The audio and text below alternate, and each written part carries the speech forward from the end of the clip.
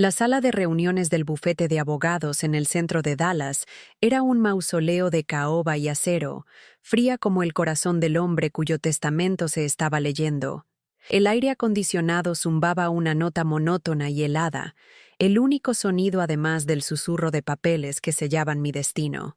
Desde mi sillón de cuero, que parecía demasiado grande para mi cuerpo encogido, observaba el horizonte de rascacielos a través de la pared de cristal, sintiéndome tan pequeña e insignificante como una mota de polvo en aquella inmensidad de poder. El olor a cera cara y a ambición llenaba el ambiente, un perfume que siempre me asfixió, incluso cuando vivía en el epicentro de donde emanaba. Nunca pertenecía a este mundo. Era solo un accesorio silencioso, un mueble antiguo en la mansión de mi propia vida. Mi hijo, Robert, estaba sentado frente a mí, la personificación de la riqueza que mi difunto marido había acumulado. Su traje italiano de $5,000 no tenía una sola arruga, y el reloj en 1960. Su muñeca valía más que la dignidad que me arrancaba poco a poco. No me miraba. Sus ojos fríos y calculadores estaban fijos en el abogado, como un depredador esperando el momento exacto de abatir a su presa. Yo era la presa. Mi vestido de lino azul, comprado hace más de una década para un aniversario de bodas, parecía un harapo de un tiempo olvidado junto a su brillo impecable.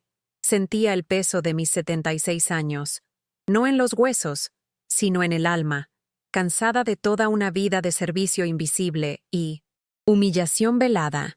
El abogado, un hombre de mediana edad con un aire de incomodidad profesional, carraspeó antes de leer la cláusula final. Su voz era neutra, pero sus ojos evitaron los míos, una pequeña señal de piedad que solo lo empeoraba todo. Leyó las palabras que habían sido cuidadosamente orquestadas por Robert durante los últimos años de la enfermedad de mi marido. Palabras que me desheredaban no solo de una fortuna, sino de toda una vida de dedicación. La totalidad del patrimonio, valorado en $92 millones, era ahora propiedad exclusiva de Robert Vance. Un pesado silencio cayó sobre la sala, más opresivo que el zumbido del aire acondicionado. Podía sentir la sutil sonrisa formándose en los labios de mi hijo, incluso sin mirarlo directamente. Mis manos, que un día cambiaron los pañales de Robert, que cocinaron miles de comidas y cuidaron cada una de sus fiebres, descansaban en mi regazo, temblorosas.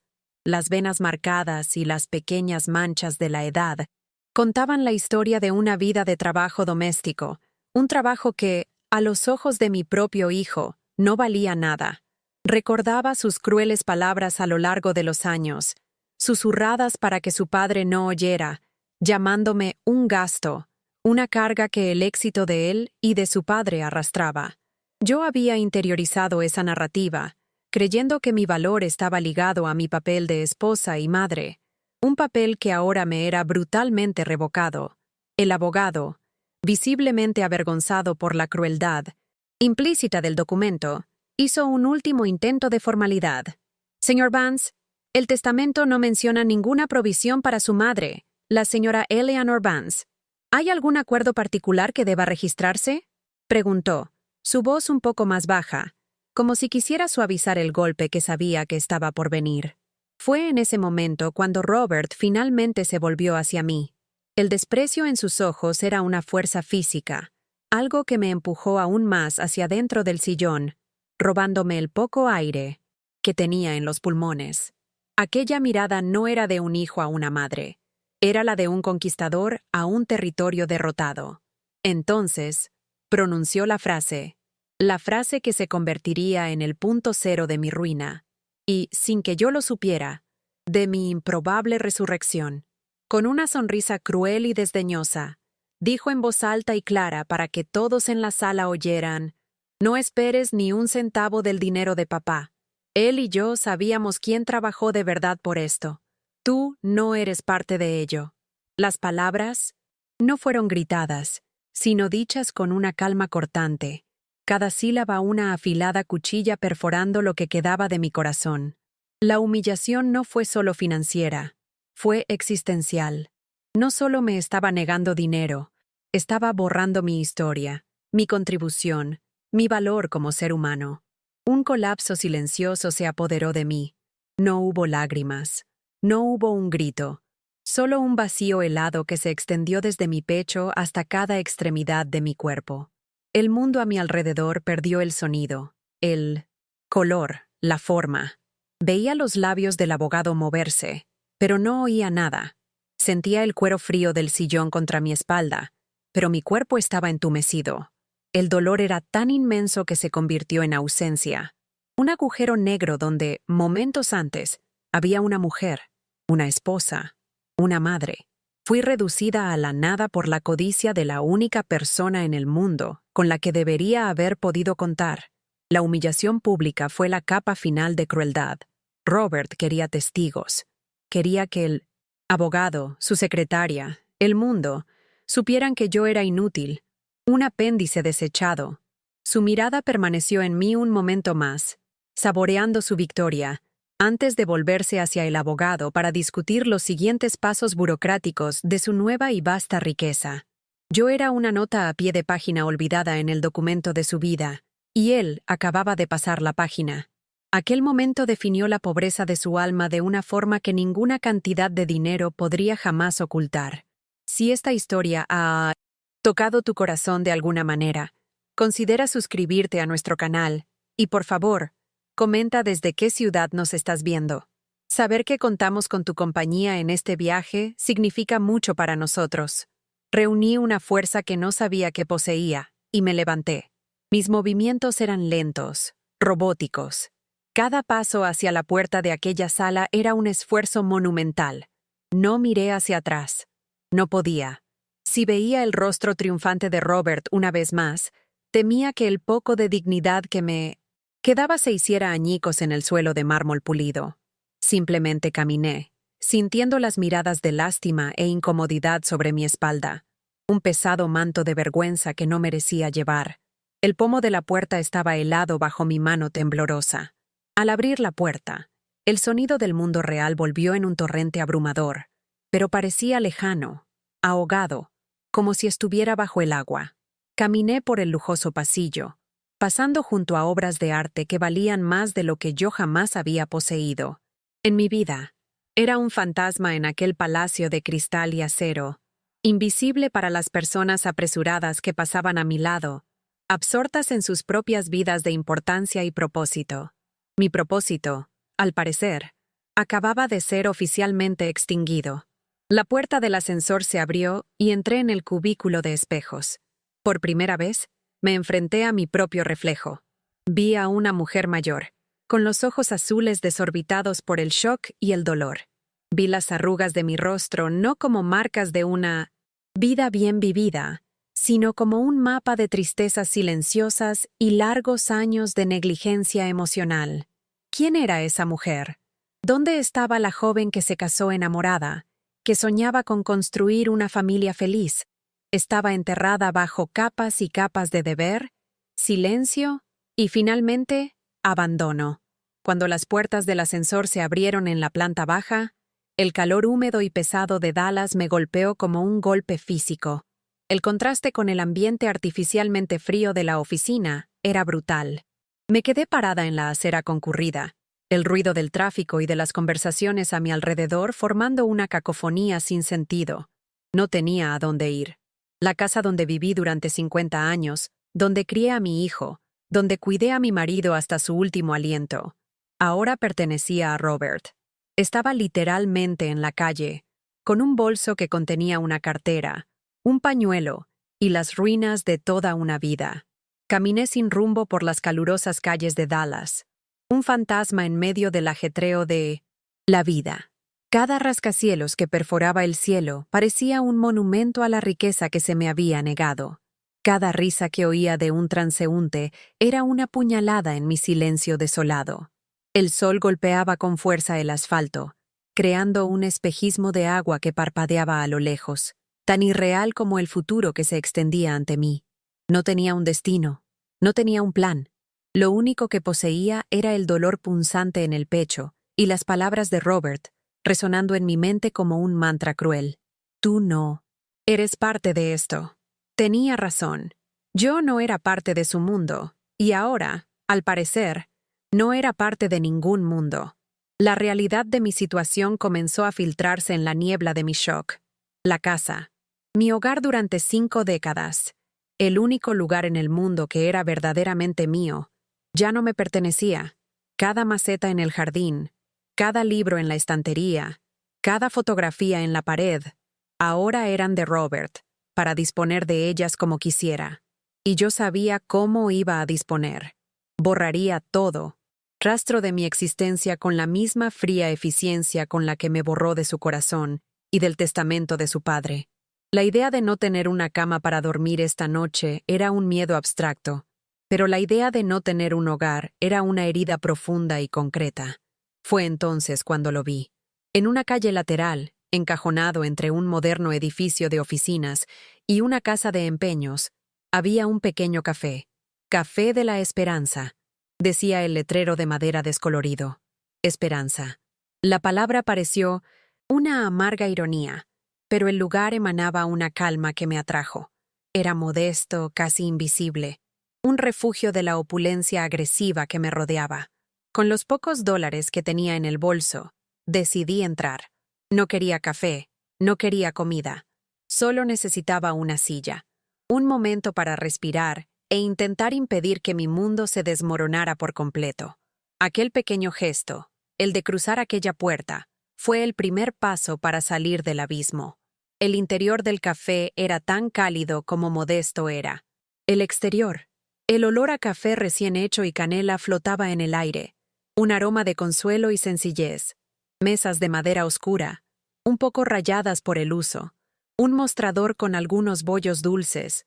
Y la luz suave que entraba por una ventana polvorienta creaban un ambiente acogedor. Era el opuesto exacto de la estéril sala de reuniones de la que venía. Encontré una pequeña mesa en el rincón más alejado, un lugar donde podría encogerme y ser invisible. Me senté y cerré los ojos, tratando de encontrar un punto de anclaje en medio de la tormenta que rugía dentro de mí. Una joven camarera se acercó a mi mesa. No podía tener más de 30 años. Tenía el pelo oscuro recogido en un moño desordenado, ojeras que hablaban de largas horas de trabajo, pero sus ojos marrones eran increíblemente amables y perspicaces. Vio más allá de la clienta. Vio mi dolor. Me di cuenta por la forma en que redujo el paso al acercarse, por la forma en que su expresión profesional se suavizó hasta convertirse en una de genuina preocupación. No dijo nada al principio. Solo me entregó un vaso de agua, sus dedos rozando los míos por un instante, un toque humano que me pareció electrizante en mi soledad. Iba a pedir quedarme allí unos minutos, pero antes de que pudiera hablar, regresó con una taza de té caliente y humeante y un pequeño bollo dulce en un plato. «Invita a la casa», dijo suavemente, con un ligero acento español. «Parece que necesita algo caliente». Y luego se alejó, dándome espacio. Aquel gesto, aquel pequeño e insignificante acto de bondad de una completa desconocida, sin esperar nada a cambio, fue lo que me quebró. La presa de contención que había construido alrededor de mi corazón cedió, y las lágrimas que no derramé en el bufete de abogados comenzaron a rodar, silenciosas y cálidas, por mi rostro. Las lágrimas no eran de autocompasión, sino de una emoción abrumadora y confusa. Acababa de ser desechada como basura por la persona que más amaba en el mundo, un hijo al que dediqué mi vida, y que heredó 92 millones de dólares. Y ahora, una joven inmigrante, que claramente luchaba por sobrevivir, me ofrecía consuelo sin pedir un solo céntimo. Aquel agudo contraste entre la riqueza material y la pobreza espiritual de Robert, y la pobreza material y la riqueza espiritual de aquella camarera, era una lección tan profunda que dolía. Lloré por la crueldad que había sufrido y por la bondad que acababa de encontrar. La camarera, cuyo nombre descubriría que era Sofía, volvió más tarde, cuando mis lágrimas se secaron. Se sentó en la silla frente a mí, una audacia que en otras circunstancias podría parecer intrusiva, pero que en aquel momento pareció un acto de solidaridad. «¿Está todo bien?», preguntó. Y con esa simple pregunta, Un trozo de mi historia comenzó a filtrarse. No hablé del dinero, hablé del sentimiento. Mi hijo me hizo sentir como si no valiera nada. Susurré, las palabras arañándome la garganta, como si toda mi vida hubiera sido un desperdicio. Mientras hablaba, fragmentos de mi pasado salían a la superficie. Recordé haber pasado décadas administrando la casa para que mi marido, un hombre brillante pero emocionalmente distante, pudiera construir su imperio. Recordé haber volcado todo mi amor y energía en Robert, mi único hijo. Lo animé, celebré sus victorias, lo defendí, pero a medida que crecía y entraba en el mundo de los negocios de su padre, empezó a verme como su padre me veía, una figura doméstica, necesaria, pero secundaria. El afecto fue reemplazado por la tolerancia, y la tolerancia, por un resentimiento frío que nunca entendí del todo. Unos días después, la crueldad de Robert se materializó en un sobre oficial. Era una notificación de desalojo, redactada en un lenguaje jurídico frío e impersonal. Tenía 30 días para desocupar la propiedad, 30 días para borrar 50 años de vida. La palabra desocupar era tan violenta. No solo me estaba yendo, estaba siendo removida, como un objeto no deseado. El pánico, que hasta entonces era una marea baja, subió y amenazó con ahogarme. La falta de un techo sobre mi cabeza se convirtió en una posibilidad aterradora e inmediata. Nadie merece sentirse invisible, especialmente para su propia familia. Si estás apoyando el giro en la vida de Eleanor y crees que merece una segunda oportunidad, muestra tu apoyo ahora mismo. Deja un me gusta para darle fuerza y suscríbete para no perderte ni un segundo de su viaje de superación. Continuamos en instantes. Pasé los días siguientes en un laberinto burocrático. Llamé a los servicios sociales, a las agencias de vivienda para personas mayores. En todas partes, la misma historia. Largas listas de espera, formularios complejos que pedían historiales de empleo y referencias que no tenía. Era una anomalía en el sistema. Una mujer de 76 años, sin ingresos, sin empleo reciente, que hasta hacía una semana vivía en una mansión. Nadie sabía qué hacer conmigo. Cada llamada, cada formulario rellenado, era una capa más de mi inocencia. Humillación, haciéndome sentir como una carga para la sociedad, exactamente como Robert dijo que era. El Café de la Esperanza se convirtió en mi único santuario. Iba allí todos los días, pedía un té y me quedaba durante horas, solo para estar en un lugar donde no me sentía juzgada. Así fue como mi amistad con Sofía comenzó a florecer. Descubrí que era una madre soltera, que había venido de México 5 años antes con su hijo, Mateo. Trabajaba en 2 empleos, 6 días a la semana, para pagar el alquiler de un pequeño apartamento, y soñaba con darle a Mateo una educación que ella nunca tuvo. Éramos de mundos opuestos, pero estábamos unidas por la misma lucha fundamental por la supervivencia y la dignidad. Un día, mientras la ayudaba a doblar servilletas, una tarea que me impuse para sentir una pizca de utilidad, Sofía compartió más de su historia. Habló sobre el difícil viaje para llegar a Estados Unidos, el miedo constante a la deportación en los primeros años, la soledad de estar lejos de su familia. No hablaba con amargura, sino con una resiliencia silenciosa que me avergonzaba de mi propia fragilidad. Su vulnerabilidad me dio permiso para ser vulnerable también, y por primera vez en años, sentí que alguien realmente me veía. ¿Tienes hijos, Eleanor?, me preguntó un día, con su franqueza amable. Dudé. La palabra hijo era un gatillo. Tengo uno, respondí, con voz débil. Pero no nos hablamos. Sofía no hizo más preguntas. En su lugar, sacó su viejo teléfono móvil y me mostró una foto de un niño de unos 5 años, con una sonrisa desdentada y ojos brillantes como los de ella. Este es mi Mateo, dijo, y su rostro se iluminó con un amor tan puro y poderoso que sentí una punzada en el corazón. Era el tipo de amor que creía haberle dado a Robert, pero que nunca recibí de vuelta. Empecé a dejar una pequeña parte del dinero de mi té como propina para Mateo. Sofía protestó, pero yo insistí. Era una cantidad irrisoria, pero era la única forma que tenía de invertir en algo que parecía puro y bueno. A cambio, Sofía a menudo se olvidaba de cobrarme el té o me traía una sopa al final del día, diciendo que de todos modos se iba a tirar. Estábamos construyendo nuestra propia pequeña economía de la bondad, un sistema de intercambio basado en el cuidado mutuo, no en el dinero. Un vínculo silencioso y fuerte se estaba formando entre nosotras. El estrés implacable, sin embargo, comenzó a pasar factura física. Una tarde, mientras caminaba del café al motel barato, donde me alojaba, sentí una extraña palpitación en el pecho, seguida de un mareo abrumador. Me agarré a un poste de luz para no caer, el corazón latiendo descontroladamente a un ritmo aterrador. El miedo que sentí en ese momento era diferente a todo lo que había experimentado. Era el miedo a mi propia mortalidad, a mi fragilidad física, en un momento en que ya era tan vulnerable. Utilicé lo que quedaba de mis escasos ahorros para ir a una clínica de bajo coste. El diagnóstico fue rápido y claro. Arritmia cardíaca, probablemente inducida por estrés agudo. Necesita descansar, evitar el estrés, alimentarse bien, dijo el joven médico, sin tener la menor idea de la cruel ironía de sus palabras. Evitar el estrés. Era como pedirle a alguien que se está ahogando que evite el agua. La enfermedad no era solo un problema más, era un obstáculo que amenazaba con incapacitarme por completo, haciéndome aún más dependiente de la bondad de una extraña. Sofía se dio cuenta de que algo andaba mal. Estaba más pálida, más lenta. Cuando le conté sobre el diagnóstico, no mostró lástima, sino una determinación feroz.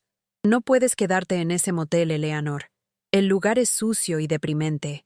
Te quedarás conmigo hasta que encuentres un lugar. Me negué de inmediato.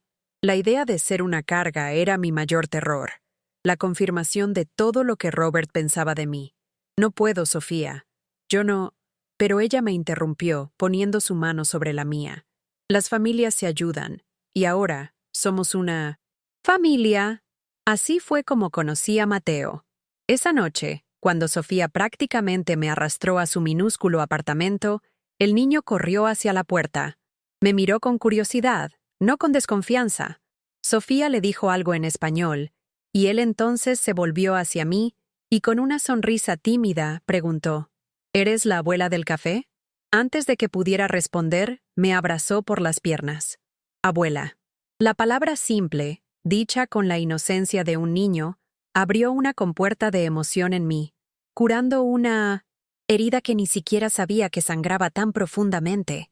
El apartamento de Sofía era pequeño, con muebles de segunda mano y juguetes esparcidos por el suelo, pero estaba lleno de vida y calor.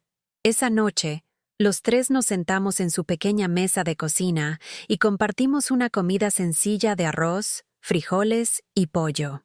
La televisión estaba apagada. La única banda sonora era la risa de Mateo y nuestras conversaciones tranquilas.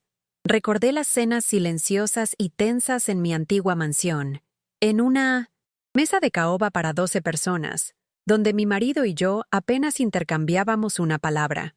Allí, en ese apartamento apretado, con casi nada, me sentí más rica que nunca.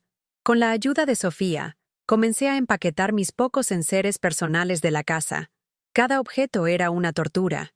El álbum de fotos de bebé de Robert, el primer dibujo que me hizo, un pequeño jarrón que me dio mi madre. Sofía se quedó a mi lado, en silencio, pasándome las cajas y la cinta adhesiva. Su presencia una fuerza tranquila que me impedía desmoronarme. No intentaba animarme con clichés vacíos. Simplemente era testigo de mi dolor, y eso era suficiente. Estábamos vaciando una casa, pero, sin que me diera cuenta, estábamos construyendo un hogar. El plazo de 30 días se acercaba rápidamente, y el miedo al futuro todavía era un nudo constante en mi estómago. Pero algo dentro de mí estaba cambiando.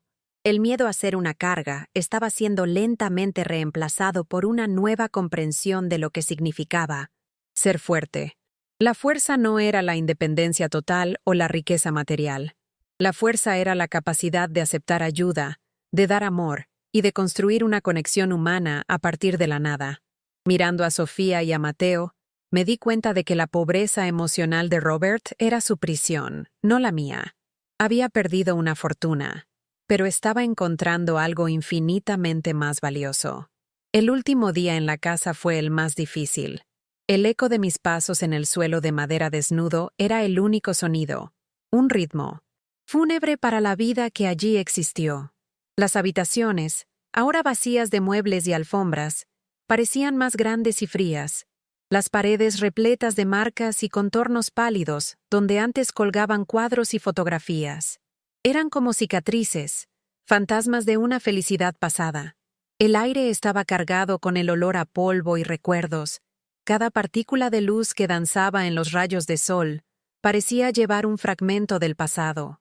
Estaba empaquetando los restos, no de una casa, sino de la mujer que solía ser. Sofía estaba a mi lado, como lo había estado durante todo el calvario. Su presencia era un ancla de serenidad en mi mar de caos. Mientras envolvía en papel de periódico una pequeña figurita de porcelana, mis manos temblaban. Ella me quitó suavemente el objeto y terminó la tarea, su tacto diciendo todo lo que las palabras no podían. En la esquina del salón, Mateo, su hijo, jugaba silenciosamente con dos cochecitos, creando su propio mundo pequeño y feliz, ajeno a la solemnidad de nuestra tarea. La visión de él, un brote de vida en medio de la decadencia de mi pasado, era un contraste doloroso y hermoso. Entonces, el sonido que temía y esperaba a partes iguales. Sonó el timbre, un sonido agudo e imperioso que rasgó el silencio. Mi corazón dio un salto doloroso en el pecho. No necesité preguntar quién era. Era Robert. Había venido para la inspección final, para asegurarse de que la propiedad estaba siendo desocupada según sus órdenes, para saborear el último momento de su triunfo. Miré a Sofía, y en sus ojos vi un reflejo de mi propia aprensión, pero también una promesa silenciosa. Estoy aquí contigo. Respiré hondo y caminé hacia la puerta, sintiendo el suelo frío bajo mis pies. Abrí la puerta y allí estaba él, impecable, impaciente, exudando un aura de poder y desprecio.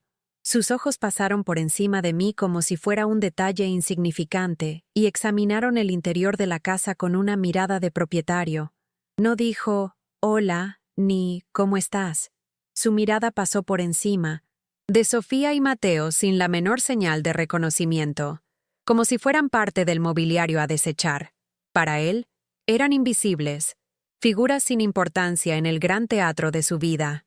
El aire se volvió pesado, cargado de la toxicidad que siempre traía consigo. Veo que ya casi terminas, dijo, su voz cortante como un cristal roto. Estupendo. El camión para retirar esta basura llega mañana por la mañana. Espero que todo esté en la acera. La palabra basura quedó flotando en el aire, una designación cruel para los pocos tesoros que había logrado salvar de toda una vida. Eran mis recuerdos, mi historia, y para él, no eran más que trastos que había que retirar de su valiosa propiedad. La humillación era intencionada, diseñada para romperme una última vez. Su mirada se posó entonces deliberadamente en Sofía, y una sonrisa de desdén torció sus labios. Y veo que ya has encontrado compañía. ¡Qué conmovedor! Se burló, el sarcasmo goteando de cada palabra. ¿Cuánto le estás pagando a esta ayudante por empaquetar la prueba de tu fracaso? Espero que no sea con dinero al que crees que todavía tienes algún derecho. No solo me estaba insultando a mí, estaba atacando a Sofía, atacando su dignidad, su bondad, tratando de rebajarla a su nivel de transacciones y crueldad. En ese preciso instante, algo cambió dentro de mí. La mujer que durante décadas se había encogido, que había llorado en silencio, que había aceptado la crueldad como su penitencia, desapareció. El temblor de 1900 niños. Mis manos se detuvo. Miré a Sofía, que me devolvió una mirada firme, llena de una fuerza tranquila que me prestó. Luego miré a Mateo, que jugaba inocentemente.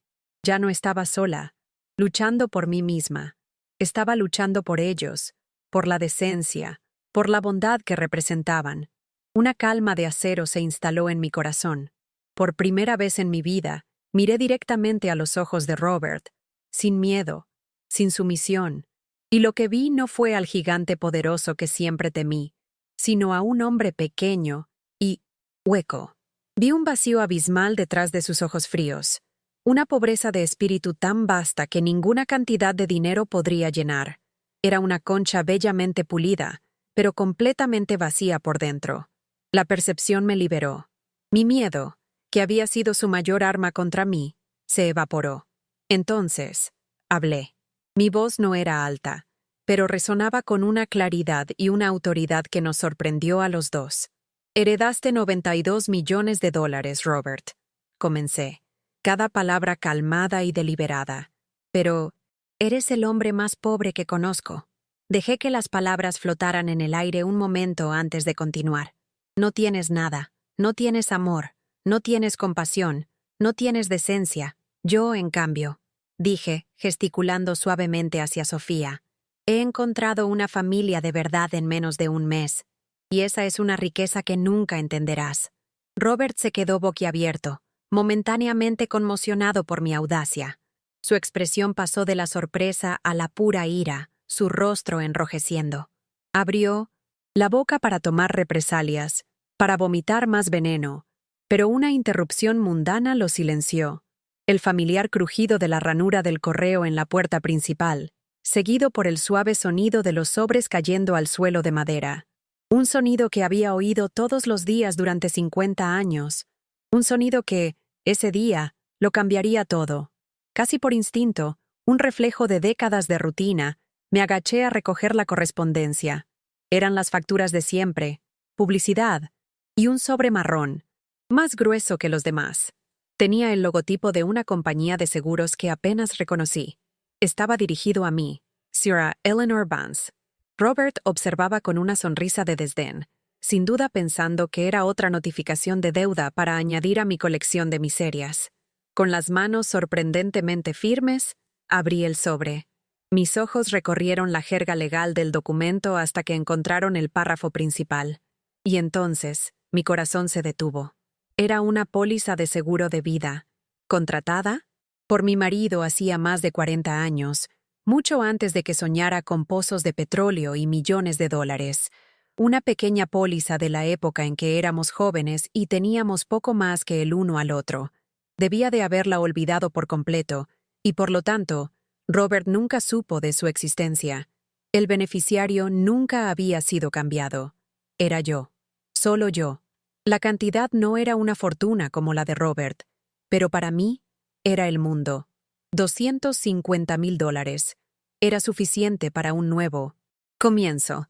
Era suficiente para un apartamento, para seguridad, para dignidad. Era un eco del hombre con el que me casé, no del magnate en que se convirtió. Era un mensaje de un pasado lejano, una prueba de que, una vez, yo lo fui todo para él. La justicia, entregada no por un tribunal, sino por el olvido. Levanté los ojos del papel, pero no miré a Robert, miré a Sofía, y en su rostro vi la comprensión y el alivio reflejando los míos. Una sonrisa lenta y genuina, la primera en semanas, se extendió por mi rostro. No necesité decir una palabra. En esa mirada, compartimos la victoria. No era por el dinero, era por la libertad del miedo, de la dependencia, de la humillación. El poder de Robert sobre mí, construido sobre su riqueza y mi falta de ella, se había desintegrado en ese instante. Finalmente, me volví hacia mi hijo, que me miraba con una expresión confusa y desconfiada. Extendí el papel en su dirección, sin llegar a entregárselo. Creo que no voy a necesitar tu camión de basura, después de todo, dije, mi voz tan tranquila como un lago sereno. No había triunfo en ella, ni ira, solo una tranquila finalidad. Gracias por venir, Robert. Por favor, cierra la puerta al salir. Era un despido. Lo estaba despidiendo del papel de verdugo de mi vida. Y por primera vez, parecía pequeño, impotente, un rey depuesto en su propio reino vacío. Robert se quedó en la puerta un largo momento, el rostro una máscara de conmoción e incomprensión. Aquel trozo de papel en mi Mano había demolido los cimientos de su poder sobre mí. No dijo una palabra. Simplemente se dio la vuelta y se fue. El sonido de sus zapatos caros resonando por el pasillo vacío antes de que la puerta principal se cerrara con un clic suave pero definitivo. En el silencio que siguió, el aire parecía más ligero, más limpio. Miré a Sofía, y por primera vez en mucho tiempo, una carcajada genuina escapó de mis labios. Ella se unió a mí, y reímos y lloramos al mismo tiempo, abrazadas en medio de las cajas de cartón, dos almas náufragas que habían encontrado tierra firme. Dejar aquella casa ya no fue una marcha fúnebre, fue una liberación. No miré hacia atrás. Con una parte del dinero del seguro, compré un pequeño apartamento de 2 habitaciones en un edificio modesto pero soleado, a pocas manzanas de donde vivía Sofía. La primera vez que metí mi propia llave en la cerradura y abrí la puerta de un lugar que era verdaderamente mío, comprado con mi propia resiliencia, sentí una ola de paz que ningún dinero del mundo podría comprar. Las paredes estaban desnudas, las habitaciones vacías, pero para mí, aquel lugar era un palacio de posibilidades, el lienzo en blanco para el resto de mi vida. Mi primera decisión como mujer libre fue sentarme con Sofía en mi nuevo salón, que todavía olía a pintura fresca. «Sofía», le dije, sosteniendo sus manos callosas por el trabajo, «no eres mi empleada ni un proyecto de caridad. Tú y Mateo sois mi familia, la única familia que tengo».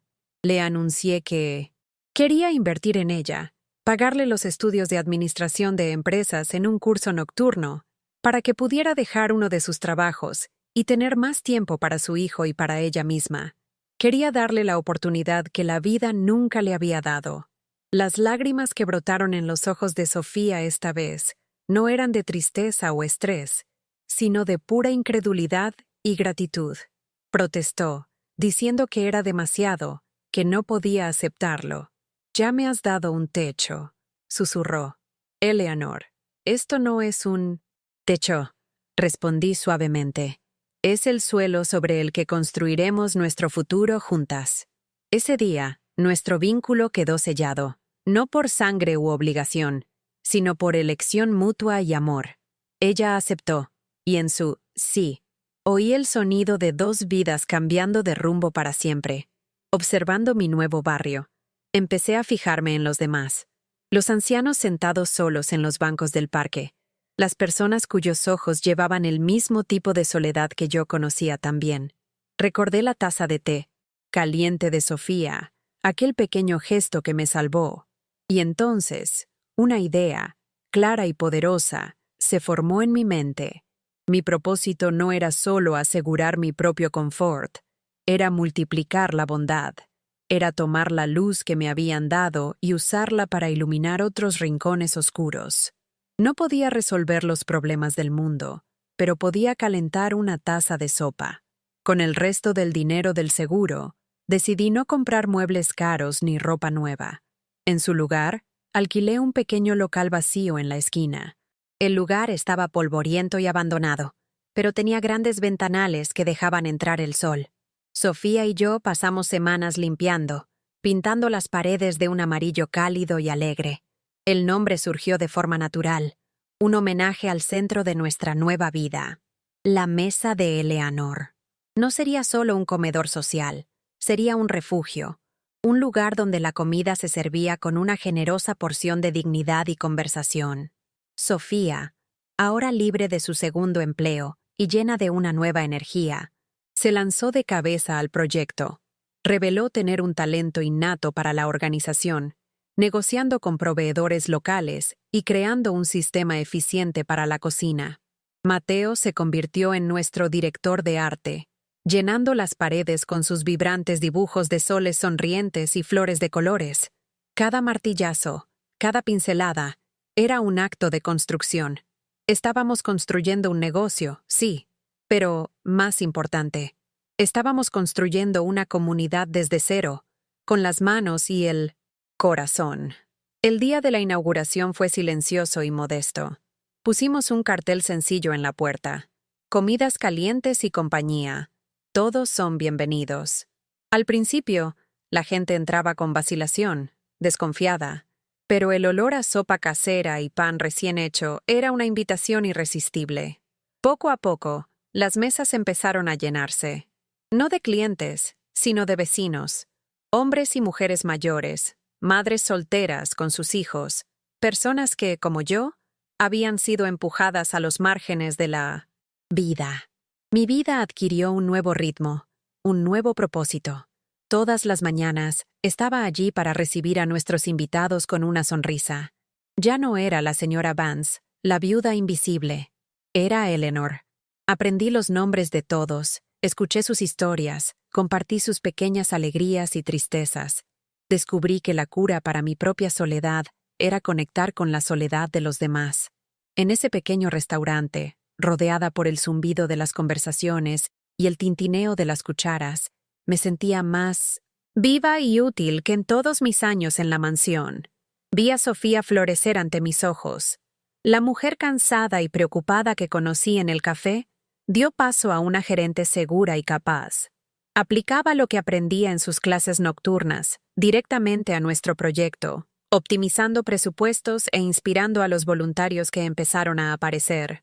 Verla discutir con un proveedor o consolar a uno de nuestros asiduos con una palabra amable llenaba mi corazón de un orgullo feroz, el orgullo de una madre al ver a su hija encontrar su poder y su lugar en el mundo.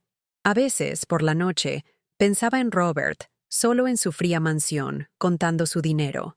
No sentía rabia, ni siquiera amargura. Sentía una profunda y abrumadora lástima. Él había heredado una fortuna en dólares, pero yo había heredado una fortuna en amor, en propósito, en conexiones humanas. Estaba atrapado en una jaula de oro de su propia fabricación, mientras que yo, que lo había perdido todo, era verdaderamente libre. Su riqueza lo aislaba. La mía me conectaba. Finalmente entendí la naturaleza de la verdadera herencia. No es lo que se deja a las personas en un testamento. Es lo que se deja en ellas a través de nuestras acciones. La familia no se determina por lazos de sangre, que pueden ser tan fácilmente cortados por la codicia, sino por lazos de lealtad, por aquellos que nos acogen en la tormenta y nos ofrecen refugio sin pedir nada a cambio. Mi nueva filosofía de vida era simple. La verdadera medida de la riqueza de una persona es la cantidad de amor que puede dar y la cantidad de sillas que está dispuesta a añadir a su mesa. Mi vida ahora es plena y ruidosa. Es el sonido de la risa de Mateo haciendo sus deberes en la cocina, mientras Sofía y yo preparamos la cena. Es el bullicio de gratitud y amistad que llena la mesa de Eleanor todos los días. Es la paz profunda que siento al apoyar la cabeza en la almohada por la noche, sabiendo que mi existencia tiene peso, tiene valor, marca la diferencia. Perdí una familia por la codicia, pero construí una nueva sobre los cimientos de la compasión. Y esta, lo sabía, era una herencia que duraría para siempre. ¿Alguna vez has hecho un gesto de bondad que haya cambiado una vida, ya sea la tuya o la de otra persona? Deja un corazoncito si crees que el amor es más poderoso que cualquier riqueza. Suscríbete para más historias de segundas oportunidades y comenta: el amor no tiene precio. Si tú también crees en la fuerza de la bondad humana. Han pasado 5 años.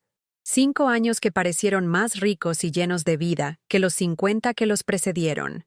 Sentada en mi mesa de esquina habitual en la Fundación La Mesa de Eleanor, observo el movimiento a mi alrededor. Lo que comenzó como un pequeño local de esquina ahora ocupa el doble de espacio. Un centro comunitario vibrante y conocido en todo Dallas. El olor a pan de maíz y estofado de ternera sigue siendo el mismo, pero ahora se mezcla con el sonido de decenas de conversaciones, risas de niños en 1900, nuestro programa de refuerzo escolar y el trabajo organizado de un equipo de voluntarios dedicados. Yo, a mis 81 años, ya no sirvo las mesas, pero soy la guardiana silenciosa de este puerto seguro, un papel que llena mis días de una alegría serena. Veo a Sofía al otro lado del salón. Ya no es la camarera de ojos cansados que me ofreció un té. Hoy es la directora de operaciones de la fundación. con su título en Administración de Empresas, que consiguió con tanto esfuerzo, dirige este lugar con una gracia y eficiencia que inspira a todos. Se mueve con confianza, resolviendo un problema con un proveedor en un minuto y arrodillándose para atar el zapato de un niño al siguiente. Sus ojos, sin embargo, conservan la misma profunda bondad. Es la prueba viviente de que el potencial humano, cuando se riega con oportunidad y amor, florece de maneras extraordinarias. La puerta se abre y un huracán de energía de 10 años entra corriendo. ¡Abuela!, grita Mateo, con la mochila balanceándose en la espalda. Corre hacia mí y me da un fuerte abrazo, el olor a patio de colegio e infancia envolviéndome. Me llama abuela, con la misma naturalidad con la que respira, sin saber nunca que nuestro parentesco no fue escrito en la sangre, sino en el corazón. Me cuenta sobre su día en la escuela, sobre el gol que marcó en el fútbol, y luego, por iniciativa propia, coge un plato y se lo lleva a un señor recién llegado que parece perdido. El ciclo de la bondad, veo, ya ha sido plantado en él. Mi arritmia cardíaca es un recuerdo lejano, un fantasma de una vida pasada. Mis pasos pueden ser más lentos y mis manos más arrugadas, pero mi corazón late a un ritmo fuerte y constante, nutrido por el amor y el propósito. Rodeada de esta familia que elegí y que me eligió, me siento radiante. No es el brillo frío de las joyas que un día llevé, sino un calor que emana de dentro, de un alma que ha encontrado su verdadero hogar. No estoy esperando el final de la vida, estoy viviendo cada minuto de ella, agradecida por cada sopa servida, por cada sonrisa intercambiada.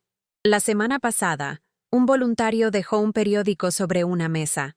Mis ojos se sintieron atraídos por un pequeño artículo en la sección de negocios. El titular era discreto. La fortuna de Robert Vance disminuye en medio de acusaciones de fraude. Leí que se enfrentaba a investigaciones federales, que sus socios lo estaban abandonando, que su vasta herencia se estaba desmoronando en honorarios de abogados y acuerdos. No sentí alegría, ni una pizca de venganza. Sentí solo una tristeza profunda y lejana por el niño que un día amé. Un hombre que construyó un imperio sobre cimientos de arena y ahora veía cómo todo se derrumbaba. Había perdido su fortuna, pero ya había perdido su alma mucho antes. Mi legado no estará grabado en una lápida de mármol con el nombre de Vance. Mi legado está aquí, en esta sala ruidosa y llena de calor. Está en el futuro brillante de Sofía, en la risa contagiosa de Mateo, en los cientos de vidas que hemos tocado con un simple plato de comida y un oído atento. La verdadera herencia, aprendí, no es lo que acumulamos para nosotros mismos, sino lo que construimos en los corazones de los demás. La corriente de bondad que comenzó con una taza de té se ha convertido en un río, y sus aguas seguirán fluyendo mucho después de que me haya ido, y esa es la única inmortalidad que importa.